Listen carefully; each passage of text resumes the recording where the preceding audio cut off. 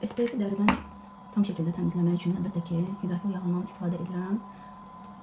Baxın, bu bizim hidrofil yağımız. Tərkibində hətta vitamin E də var. Çox gözəl şəkildə dərini bax bu cür masaj edir. Həm mimik qırışları açılır, həm dərinin tonusu yüksəlir, həm də eyni zamanda gördüyünüz kimi makiyaj bax bu şəkildə təmizlənir üz dərisindən, plus SPF dəridən tam şəkildə təmizlənir. Sonucunu sizə göstərəcəm.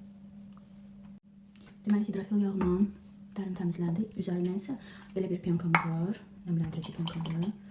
Bununla da üzərindən təbii ki, tam şəkildə dərimizi təmizləyirik. Çünki hidrofil yağından sonra mütləq üzünüzü pyanka ilə yumalısınız, mütləq.